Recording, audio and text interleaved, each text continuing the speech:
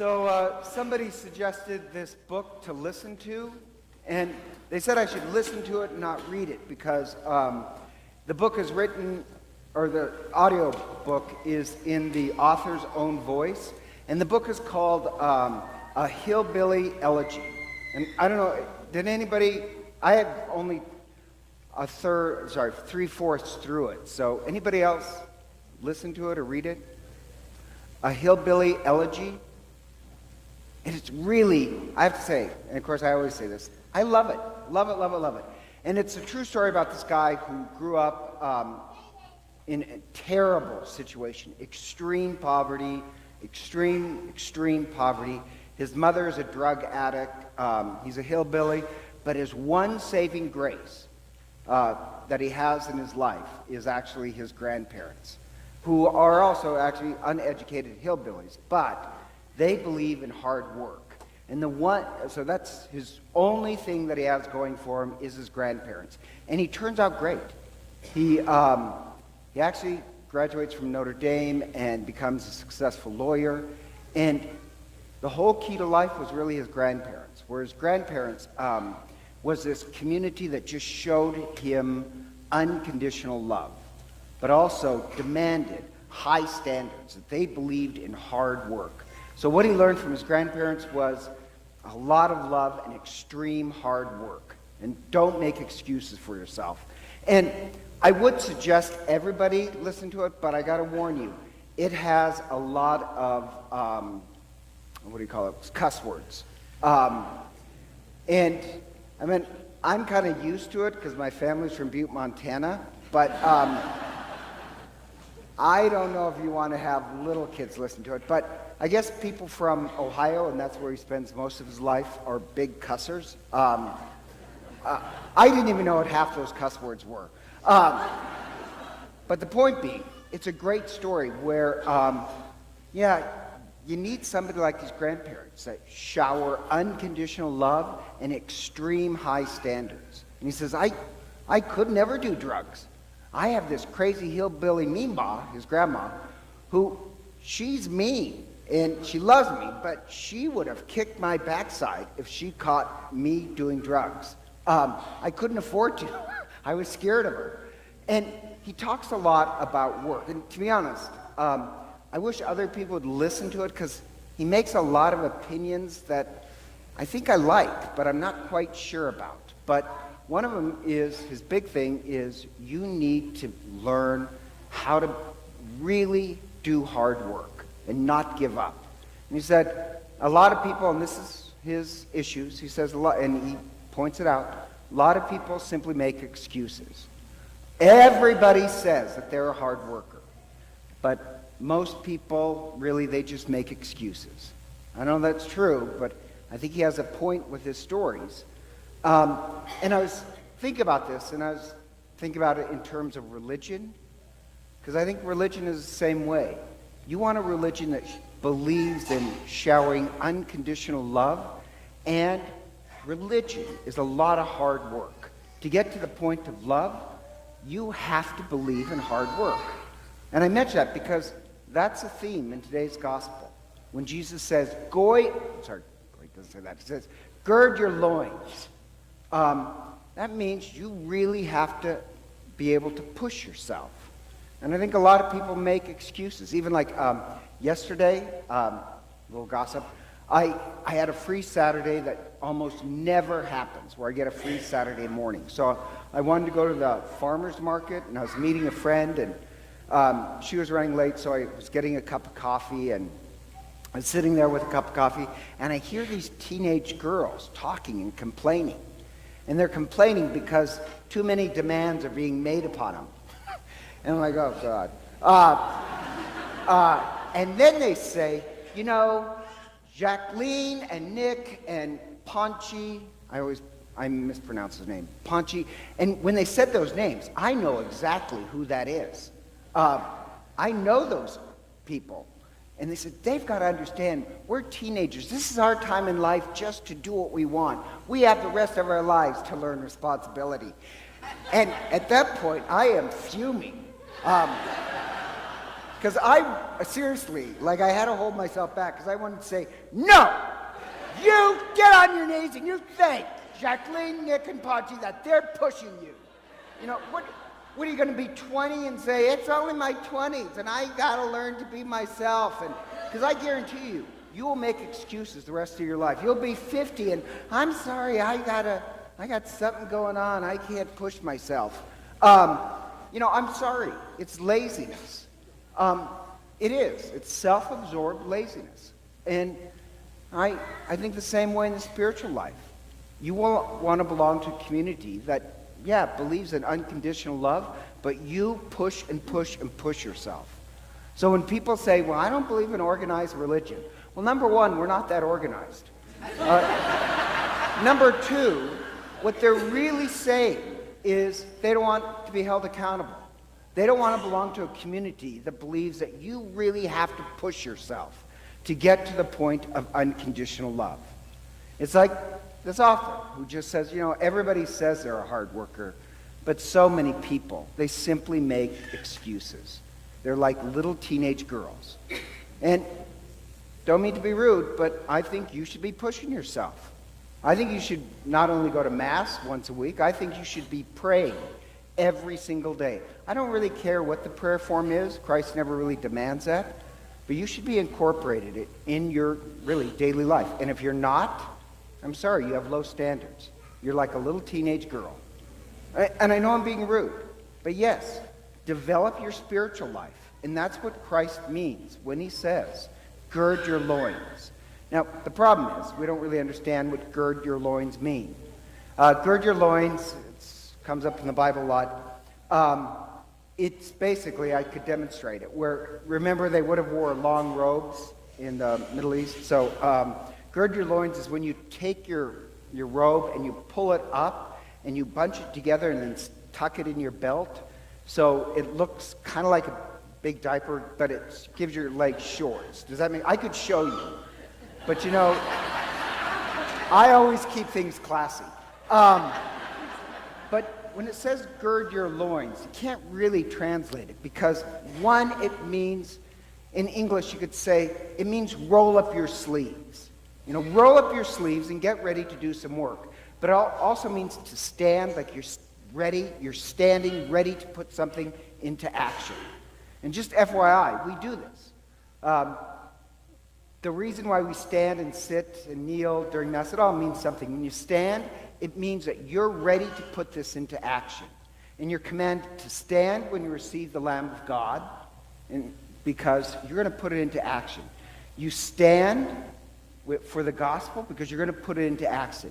You sit for like the homily because if you want to disagree with me, you're perfectly free to.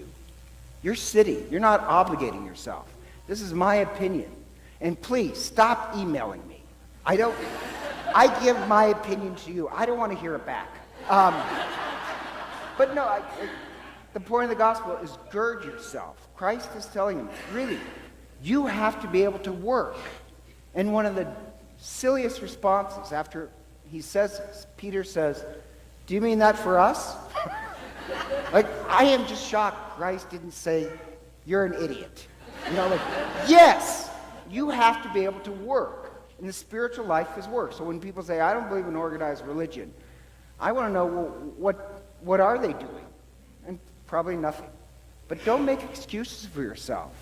To get to the point of unconditional love, that demands a lot of work. And what kind of work?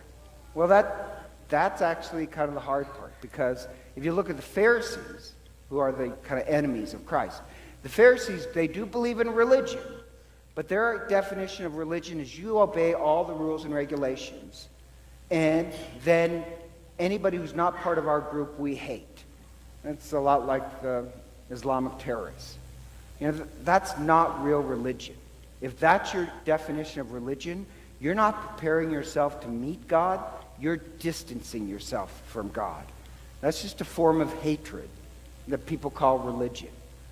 The religion Christ wants is that you push yourself for compassion and justice and courage and really push yourself to forgive. That takes a lot of work. if your idea of religion is pharisaicalism, well, then it's just another form of hatred. Real religion really demands a lot of work, and the work is love. And the reason why I say that is that look at the parable he gives.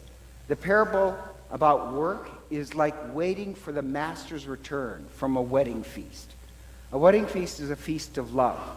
And the groom is going to return, the master of love is going to return, and for you to be able to greet the master of love, you've got to do the work of love. And so like just in Catholicism, we believe all life is this great love affair. We really do. When you receive from the cup is a wedding symbol. You're marrying yourself to God.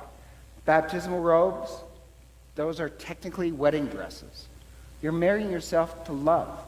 And to be at the end of your life, be able to really greet the source of all love, it demands a lot of work. You give up resentments and pettiness, and you push yourself.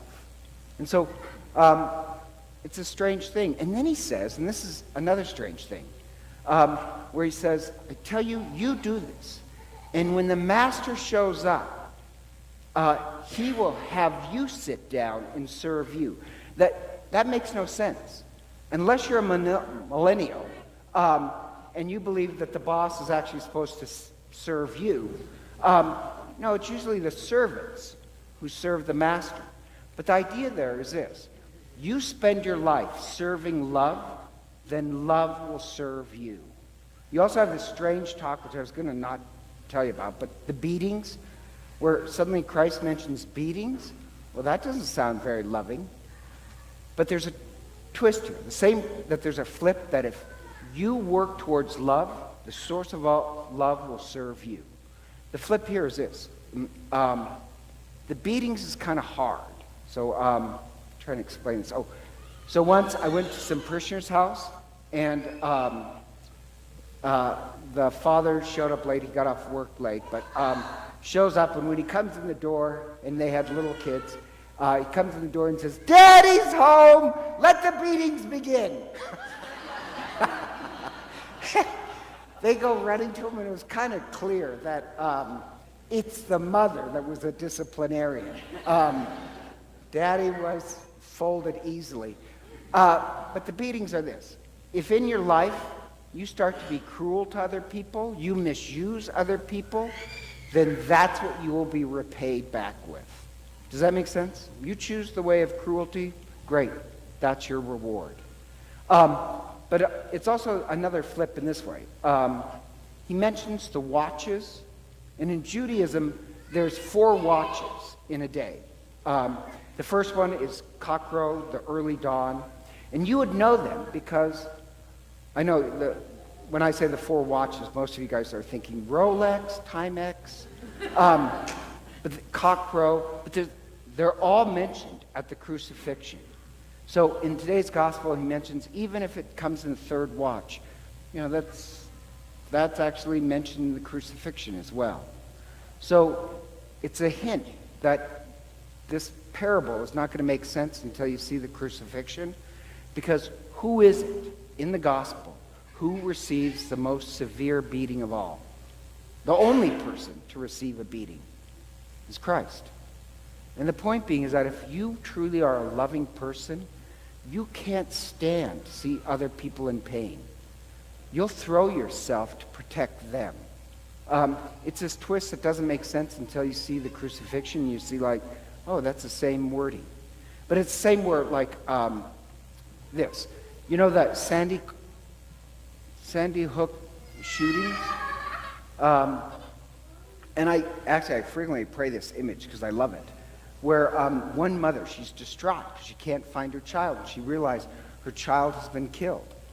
And so she wants to talk to the teacher and ask the teacher, well, what was her last moments? She wants to know. And then she realizes the teacher's been shot too. And so she hears a story that before her child was shot, the gunman comes in and the teacher runs over and hugs the child and holds the child. And she said, that meant the most to me, that the last emotion my child had was somebody loving her. That real love, it throws itself and takes the beating. And so our whole life is really preparing to this point that, yes, we throw ourselves in love. We throw ourselves in the hard work of love. And we're preparing for the great feast of heaven. And even like the first reading is talking about this, the first reading is from the book of Wisdom, that would have happened centuries after the first Passover. And it says something kind of shocking, where it says, God prepared these people for the Lamb of God. And he prepared them, and this sounds kind of crazy, but he prepared them through many ways. One is the beauty of creation. And that sounds strange, but like people, he prepared them for this feast by the beauties of creation. And I've noticed this, people who are narcissistic, they really have a hard time preparing themselves for any sort of conversion. I really don't like working with those type of people. But you give me somebody who knows nothing about religion, but they love creation. They love the beauty of it. They love animals. Believe it or not, those people really are prepared for a deep conversion. So wisdom says, God prepared them by making them less selfish, making them fall in with the beauty of creation. So when they ate the Lamb of God, they knew which direction to run. And the same thing is in today's gospel, where today's gospel, Jesus says, gird your loins. Gird your loins. Prepare yourself so that when you eat the Lamb of God, you're ready to run, not out of Egypt, but really run to the very source and center of love, the master of love. And you can do this. So today, as we celebrate the Eucharist, as we eat the Lamb of God, hopefully our lives are running in the direction of the source of all love. Don't make excuses for yourself. I really do want people to listen to this book. I would like to know, is this guy crazy or not? But I think he's right. Like the guy who he only inherited one thing in an awful life. And that was grandparents who believed in unconditional love and not making excuses, hard work. The religious life, it should be two things: belief in unconditional love, and yes, a lot of hard work, so that our whole life is preparing to run to the source and center of all love, which is God. So together, let us stand and pray.